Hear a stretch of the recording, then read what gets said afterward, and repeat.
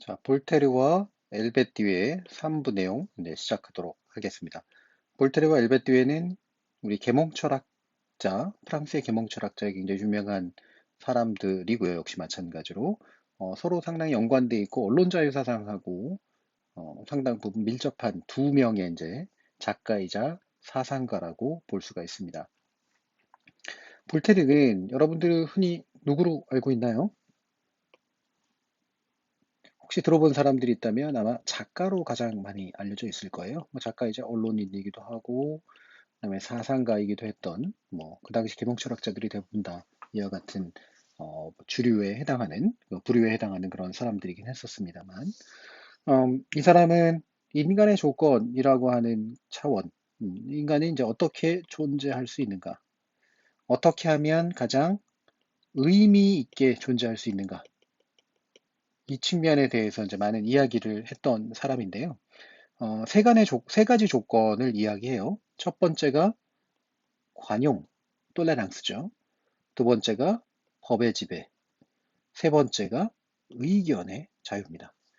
자, 관용이라고 하는 것은 사실은 공존의 조건이라고 볼 수가 있죠. 우리가 서로 다른 어떤 존재들인데 그 서로 다른 존재가 함께 공존하기 위해서는 톨러런스 영어로는 프랑스 말로는 똘레랑스라고 부르는 관용이라고 하는 것이 필요합니다. 관용이라고 하는 게 수긍이죠, 수긍. 받아들이는 거예요. 남의 존재가 나의 존재만큼이나 중요하다라고 하는 것을 받아들이는 것이 관용이라고 이야기할 수 있습니다. 관용은 바로 공존의 가장 핵심적인 그런 조건이라고 얘기할 수 있죠. 자, 그 다음에 또 한 가지가 이제 법의 지배인데요. 이게 이제 바로 반대되는 말이 인간의 지배입니다. 여기서 인간에 의한 지배를 말하는데 이게 바로 뭐냐면 인치라고 부르는 거예요. 법의 지배는 법치라고 이제 부르는 것이죠. 예. 인치라는 거는 사람이 즉 특정한 되게 자의적이고 뭐 욕심을 가질 수도 있고 한계를 가질 수도 있는 그런 인간이 절대적으로 남을 지배하는 그런 현상을 말합니다. 인치라고 하는 건 인간의 어떤 그런 훌륭함이나 또는 훌륭하지 않음 같은 것들에 의해서 좌우될 수 있는 것에 의한 지배이기 때문에 대단히 자의적일 수 있다. 자의적이라고 하는 것은 객관적이지 못하고 대단히 주관적이다라고 하는 것이죠. 자, 한번 생각해 보세요. 대통령이 있습니다. 자, 이 대통령이 권한을 가지고 있다라고 하는 것은 대통령이라는 인간에게 권한을 주긴 하지만 그 인간이 자의적으로 권한을 행사하도록 보장해 주는 시스템이 아닙니다. 대통령은 어떻게 한 인간으로서 지배를 할 수 있을까요? 정확히 말하면 통치겠죠. 지배라기보다는 무엇에 의해서? 법에 의해서입니다. 즉 대통령은 법적인 권위를 부여받은 것이지 그 사람이 권위를 부여받은 게 아니에요. 그러니까 대통령이 하는 행동은 다 어떻게 돼야 돼요? 합법적이어야 합니다. 즉 마치 대통령이 지배하는 것 같지만 사실은 대통령이라고 하는 제도라고 우리는 표현을 하는데요. 이 법적 인간에게 법적 권위를 부여한 것이라고 이야기할 수 있습니다. 그러니까 대통령이 그냥 인간으로서 지배하는 건 독재자죠, 독재자. 딕테이터죠. 하지만 법으로서 지배하는 건 독재자가 아니에요. 우리가 이제 2019년에 한번 기억을 되살려 보시면, 음, 현재 이제 정부에 대해서 이제 독재다라고 하는 말을 이제 많이 썼어요. 그 반대 당파에서 이제 많이 썼죠.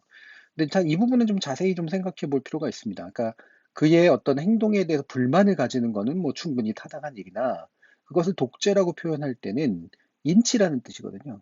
즉, 다시 말하면 합법적이지 않은 형태로 만약에 그랬다면 그건 독재가 돼요.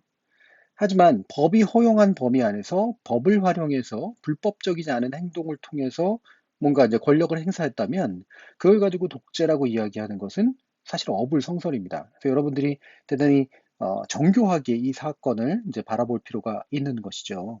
그래서 근대 민주주의 사회는 법의 지배를 굉장히 중시합니다. 인간의 지배라고 하는 건 대단히 자의적이기 때문에 법이라고 하는 객관적이고 합리적인 어떤 조건에 맞춰서 지배를 하는 것에 대해서는 상당히 수긍을 하는 것이죠. 그것이 바로 관용과 공존을 이끌어내는 데 있어서 대단히 중요한 어떤 원칙이고 수단이라고 이제 보기 때문입니다. 여기에 이제 더해지는 것이 의견의 자유예요. 또는 의사 표현의 자유죠. 이때는 의견이라고 하는 것은 생각의 차원이고요. 그 다음에 표현도 있어요. 의사 표현도 있죠. 이건 이제 표현입니다. 그래서 생각을 갖고 그 생각을 표현하는 것은 자유로워야 된다라고 하는 것입니다. 인간은 그러니까 이 세 가지를 엮으면 이런 것이 만들어지죠. 관용적이어야 된다. 공존해야 된다. 근데 그 관용은 법을 통해서 보장이 돼야 된다. 그리고 의견의 자유를 보장해야 된다. 그러니까 남의 의견의 자유를 보장해야 된다라는 얘기가 되겠죠. 하지만 그건 또한 어떤 테두리 안에서 법이라는 테두리 안에서 이제 보장이 되어야 되는 거예요. 즉, 법은 관용을, 공존을 유도하기 위해서 존재하는 것이고, 그 법이 관용과 공존을 유도하기 위해서 의견의 자유를 보장합니다. 하지만 또 의견의 자유를 무한정 보장하지는 않겠죠. 관용이 가능한 어떤 테두리 안에서 이제 보장을 하는 거예요. 관용을 보장하기 위해서 법이 필요하고, 법이 의견의 자유를 보장하나, 그 의견의 자유는 관용을 위해서 존재해야 된다라고 하는 것이죠. 즉, 무조건적인 관용이 또 법의 지배를 의미하는 것은 아니다라고 하는 겁니다. 이 세 가지는 인간이 살아가는 데 있어서 대단히 중요한 그런 것이고요. 그래서 의미 있는 존재가 공존을 만들어내기 위해서는 법을 필요로 하고 그 결과로서 의견의 자유를 채택할 수 있다라고 이제 보는 겁니다. 자, 여기에 이제 몇 가지 또 중요한 어떤 말들이 등장을 하는데요. 증명되지 않는 것은 믿지 않는다. 이거는 이제 상당히 과학적인 사고를 의미하죠. 증명되지 않는 것. 이제 unverified라고 하는 건데요. 믿음이라고 하는 것은 증명을 필요로 한다. 네. 믿지 않은 채, 그러니까 증명하지 않은 채 이제 믿는 것은 억견이라고 부릅니다. 잘못된 견해에 불과하다라는 거예요. 그러니까 믿음의 자유는 있지만 그 믿음의 자유의 바탕에는 증명된 것에 대한 믿음의 자유가 이제 보장돼야 된다라고 하는 것이죠. 그래서 모든 믿음이 그냥 무조건적으로 보장되는 것이 아니라 증명을 거친 verified. 그것이 사실로서 또는 진리로서 증명된 것을 믿는 것은 괜찮으나 그냥 믿는다라고 하는 것은 상당히 박약한 토대를 가질 수밖에 없다라고 하는 그런 의미입니다. 자, 그래서 이와 같은 얘기를 해요. 우리 현대 저널리즘을 공부하는 사람에게 굉장히 중요한 내용이죠. 너에게 주어진 정보에 대해서 의심해라. 그렇죠? 의심해서 출발해야 됩니다. 네가 들은 어떤 것이라고 하더라도 그래서 들은이라고 하는 건 본 것까지 읽은 것 이런 것들을 다 포함하죠.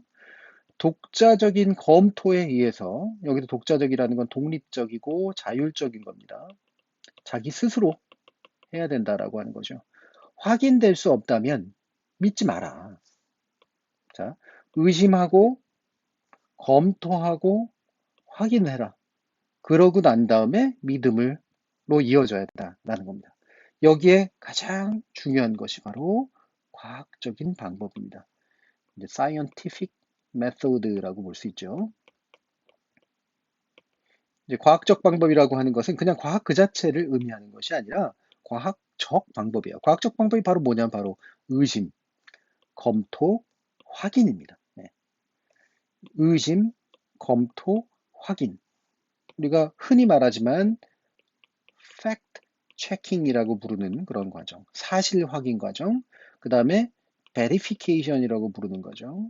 그래서 어떤 확인된 사실로서 진리에 가까운 것으로서 사실이지만 사실 그 자체가 진리는 아닌 경우들도 많기 때문에요.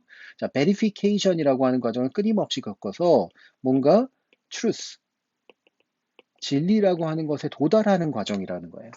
그러니까 사실인지 확인하고 그것을 누적시켜서 진리에 가깝게 가는 것이 바로 과학적 방법이라고 얘기할 수가 있는 겁니다. 자, 그 결과로 우리는 도덕적이거나 종교적인 이유로 사람을 처벌해서는 안 된다라고 얘기를 하고요. 여기서 도덕적이거나 종교적인 이유는 바로 이런 거예요. 이제 도덕, 부도덕, 비도덕이라고 하는 그런 범주가 있고요. 그다음에 종교라고 하는 것도 있습니다. 다 뭐냐면 믿음의 영역이고 사상의 영역이고 의견의 영역이에요.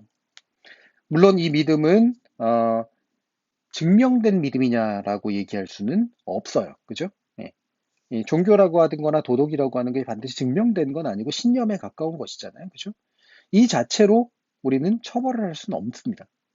하지만 그 믿음을 갖게 되는 과정이 되도록이면 과학적인 방법을 거친 과정이기를 요구하는 거죠.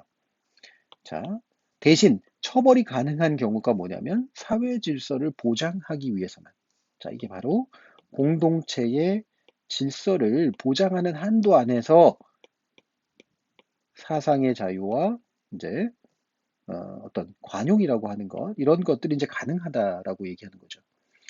만약에 누군가가 가진 믿음이나 사상이나 의견 그 자체만으로 옳다 그르다를 따져서 이제 처벌하게 되면 안 되지만 그 믿음이나 사상이나 의견이 사회 질서를 흔들게 된다면 그건 처벌이 가능하다 이렇게 얘기하는 거예요. 물론 이때 사회 질서라는 것이 어떤 것이냐라고 하는 것에는 굉장히 많은 논쟁의 거리들은 있습니다. 예를 들면 뭐 지금의 기독교적인 믿음이 사회 질서를 보장하느냐 그렇지 않느냐의 부분에 대해서 얘기할 때 굉장히 좀 골치 아픈 측면들이 있잖아요. 그죠? 어떤 면에서는 평화와 뭐 질서에 이제 굉장히 많이 복무하는 그런 측면이 있다고 본다면 예를 들면 지금 같은 코로나19 같은 그런 국면에서 만약에 사회 질서라고 하는 것이 이들의 종교 집회를 통해서 어긋나게 된다면 그들의 종교의 자유를 또는 집회의 자유를 보장하는 것이 맞느냐라는 그런 정당한 질문에 이제 해당할 수가 있게 되는 것이죠. 물론 이 부분에 대해서는 완벽한 사상의 자유를 주장하는 그룹과 그렇지 않고 제한적 사상의 자유를 주장하는 그룹 사이에 여러 가지 의견의 충돌이 있지만 볼테르 같은 경우에는 이렇게 의견의 자유를 굉장히 많이 풍부하게 보장하는 것에 대해서 의견을 줬음에도 불구하고 기본적으로 그 의견이 기본적으로 의심된 것이냐라고 하는 것에 대한 우리의 질문을 유도했고요. 그 다음에 사회 질서라고 하는 것이 또한 일정한 제한을 가능하게 한다라는 그런 태도를 가지고 있다라는 것도 확인할 수 있을 것입니다. 자, 그 다음에 엘베띠에라는 사람인데 엘베띠에는 여러분들을 잘 모르는 사람일 거예요. 하지만 볼테르하고 굉장히 밀접한 관련이 있는 사람이고요. 동시대 인간이고요. 이 사람이 가지고 있었던 이 부분.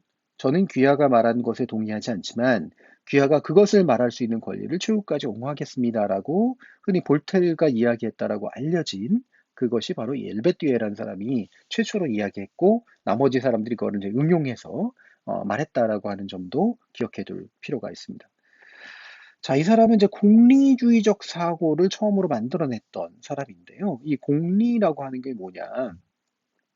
이게 이제 유용성이라고 얘기를 합니다. 유틸리티예요. 공리 또는 실용성이라고 하는데 인간은 흉이라는 사람, 우리 지난번에 얘기했던 사람이죠. 영국에서 근거해서 행동하는 것이 바로 유용성이다라는 겁니다. 유용성이라고 하는 것은 뭐 이거는 편의라고 말할 수도 있고요. 쓸모있음이라고 말할 수도 있습니다. 유용성은 사실은 목적과 이제 수단에 의해서 만들어지는 것인데요. 내가 예를 들면 자, 어떤 지금 상황이라고 하는 게 있으면 상황을 목적을 통해서 수단으로 이어지는 거죠. 자, 내가 지금 배가 고프다. 배고픔이 있다. 자, 이 배고픔을 해결하기 위해서 욕망이라는 게 생기죠. 뭐예요? 배부름으로 가고 싶어요. 근데 이 배부름으로 가기 위한 수단이 이제 있습니다. 자, 이게 이제 바로 돈을 지불해서 밥을 사 먹을 수도 있고, 자기가 직접 할 수도 있고, 약탈을 할 수도 있어요. 그렇죠? 자, 이 배고픔을 배부름으로 바꾸기 위한 수단들이 여러 가지가 있는데, 이 수단이 합법적이거나 합리적인 수단이냐, 그렇지 않느냐에 따라 가지고, 사실은 이 유용성에 관련된 것들에 대한 논의가 이제 갈리게 됩니다. 절대적으로 모든 목적은, 모든 수단을 이제 정당화할 수 있느냐, 그렇지 않느냐의 문제로 이제 가게 되죠. 하지만 중요한 건 바로 유용성이라고 하는 것이 인간의 존재에 있어서 굉장히 중요하다라고 이 엘베띠에는 사고를 한 겁니다. 그래서 여기서 굉장히 중요한 변화가 나오는데요. 사상과 도덕이라고 하는 것이 우리의 사고나 옳고 그름에 대한 판단이 신에게 귀인, 귀결된다라고 했던 사고가 바로 과거의 종교적인 사고라고 한다면 엘베트는 인간의 행복 추구에 그 핵심이 있다라고 본 거예요. 사실은 이 인간들의 행복 추구라고 하는 것이 이제 일종의 그리스 철학에서 보면 이제 이게 쾌락주의라고 하는 데서 이제 온 겁니다. 이 쾌락주의라는 말이 쾌락이라는 것이 굉장히 좀 나쁜 말처럼 이제 비춰지잖아요. 근데 사실 나쁜 말이 아닙니다. 이게 불쾌함과 쾌함이 있어요. 네. 불쾌라고 하는 건 되게 불편하고 기분이 안 좋은 상태죠. 근데 기분이 좋고 불편하지 않은 상태로 만들어내는 것이 인간의 본능적인 욕구라고 하는 거예요. 이 욕구라고 하는 게 바로 쾌를 추구하는 겁니다. 행복이라는 게 바로 쾌예요, 쾌. 쾌락이죠, 그죠? 즐겁고 불편하지 않은 상태를 말하는 겁니다. 이 행복을 추구하는 것이 인간에게 있어서 굉장히 본원적인 것이고, 그 행복 추구라고 하는 것을 자연적인 것으로 인정하지 않으면 안 된다. 이 사상과 도덕을 신에게 귀인했을 때는 이 인간의 행복이라고 하는 것은 그릇된 욕망이거나 아니면은 어떤 죄악이거나 이제 이런 것의 근원으로 봤잖아요. 근데 바로 인간이 행복을 추구하는 것은 나쁜 것이 아니다. 그 욕망 자체가 나쁜 것이 아니다. 그 죄악이 아니다. 오히려 타당한 목적이어야 한다라고 얘기를 했습니다. 물론 그때 행복이 모든 사람들에게 이제 무제한적으로 이제 보장될 수 있는 것이냐에 대해서는 여러 가지 논의가 필요하지만 행복을 추구하는 것 자체를 뭐라고 할 수는 없다라고 하는 게 바로 이 유용성에 근거한 공리주의적 사고의 굉장히 큰 어떤 내용을 구성하고 있다라고 볼 수가 있는 거예요. 자, 여기서 이제 바로 공리주의적 사고에서 프랑스적 공리주의적 사고가 나오는데요. 개인들이 가지고 있는 건 특수한 이익입니다. 네, 특수한 이익. 개인은 특수한 이익을 추구하죠. 너무나 당연합니다. 하지만 집단은, 자, 다른 개인들은 또 어떨까요? 다른 또한 특수한 이익을 추구하겠죠. 여기서 이제 충돌이 일어나게 되는 겁니다. 이 개인의 특수한 이익과 다른 개인의 특수한 이익이라고 하는 것이 서로 추구될 때 집단의 관점에서 보는 어떤 이익을 추구하는 것이 맞느냐라고 하는 거예요. 이게 바로 이제 최대 수의 이익입니다. 예. 자, 이게 공리주의 원칙이죠. 최대 다수의 행복을 추구하는 것이 그것이 바로 합리적이다. 이렇게 얘기합니다. 물론 여기에는 예를 들면 소수의 이익은 어떻게 하느냐라고 하는 문제에 늘 부딪히게 되겠지만 기본적으로 최대 다수의 최대 행복을 추구하는 것이다. 네. 자, 기본적으로 개인 A가 있고 B가 있고 C가 있고 D가 있고 이렇게 됐을 때 그 전체의 모든 이익을 충족시킬 수 없다면 최대 다수의 이익을 추구하는 것이 최대의 행복을 만들어내는 공동체적 원리가 된다라고 하는 것이죠. 그래서 특수이익은 결국은 최대 다수의 이익에 양보해야 된다라는 원리가 만들어져요. 도덕성은 그래서 최대의 선, 바로 이 최대 다수의 행복을 구성하는 것이 정확히 무엇인지를 계몽함으로써 얻어진다. 즉, 우리는 공동체의 최대 다수의 이익을 추구하는 그것을 도덕성의 굉장히 중요한 원칙으로 삼아야 되고, 그것을 위해서는 계몽의 과정이 필요한데, 이 계몽은 교육의 원칙이기도 하고, 입법의 원칙이기도 하고, 언론의 원칙이기도 하다 이겁니다. 이 세 가지는 상당히 비슷한 존재들이라는 거예요. 교육한다라는 게 바로 계몽이죠. 네. 그럼 언론의 역할이기도 합니다. 근데 그게 바로 법을 통해서 명확히 방향을 지시받아야 된다라고 하는 것이죠. 그래서 엘베띠의 원칙은 인간은 유용성에 근거해서 행동하기 때문에 인간의 행복 추구는 기본적으로 나쁜 일이 아니지만 그 행복 추구를 위해서는 개개인들의 특수한 이익들을 어떻게 보장할 것인가라고 하는 것인데 결과적으로 서로 충돌하는 일이 있다면 최대 다수의 행복을 추구하는 것이 합리적이다. 도덕성이라고 하는 거는 개개인의 행복 추구를 무조건 옳다고 보는 것이 아니라 어, 최대의 선이 무엇인지를 알려주는 것이고 그것을 도출시키는 것이다. 그러기 위해서는 계몽의 과정이 필요한데 그게 바로 교육과 입법과 언론의 어떤 굉장히 중요한 목적이 되어야 된다라는 겁니다. 그 과정에서 이제 바로 언론 자유라고 하는 것이 주어지게 되는데 바로 저는 귀하가 말한 것에 동의는 기본탄 하지 않더라도 그것을 말할 수 있는 권리가 만약에 억압받는다면 그걸 위해서 내가 싸워주겠습니다. 굉장히 멋진 말이잖아요. 왜? 그것이 바로 도덕성을 구성하는 굉장히 중요한 원리이고 결국 우리는 각자의 어떤 특수한 이익들이 명확히 표현돼서 다만 양보될 수 있도록 만들어주는 굉장히 계몽의 과정이 함께 해야 된다라고 이야기를 한 것입니다. 결국에는 우리 볼테리의 원칙과 엘베띠의 원칙이 이제 만나게 되면 상당히 중요한 관용, 공존 이런 공화제적인 원칙들이 이제 등장을 하게 되고 엘베띠에는 특히 그것에서 인간의 행복 추구라고 하는 것이 어떻게 최대 다수의 행복을 위한 합리적인 논의 과정이 되어야 되는가라고 하는 부분에 대해서 상당히 목적의식적인 설파를 했다 이렇게 말할 수가 있겠습니다.